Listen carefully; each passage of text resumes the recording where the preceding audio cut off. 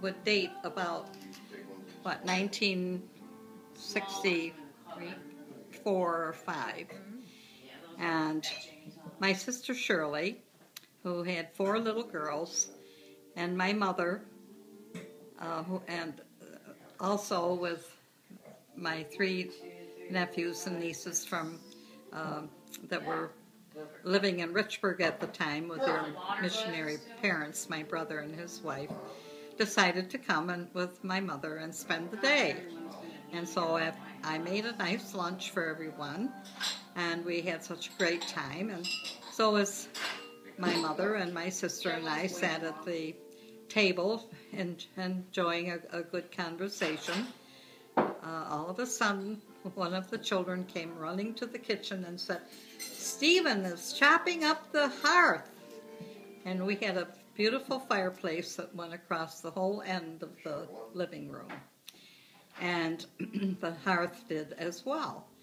And so I rush into the living room, and here's Stephen Knox, my little nephew, with the poker, running up and down the front of that fireplace, chopping the hearth, making dents and crevices and what all.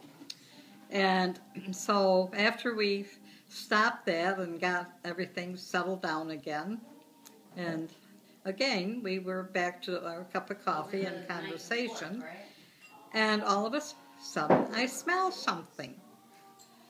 My goodness, that smells like smoke.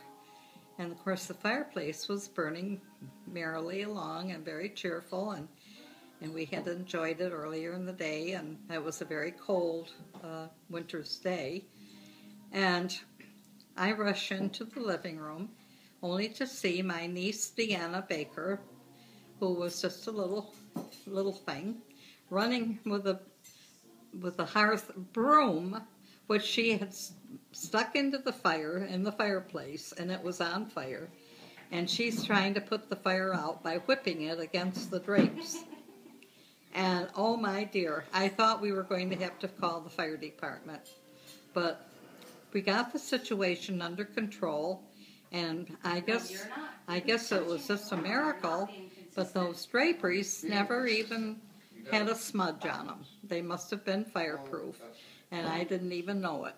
But we escaped by the skin of our teeth, as the saying goes. And so that was just one of my wonderful experiences with my darling nieces and nephews.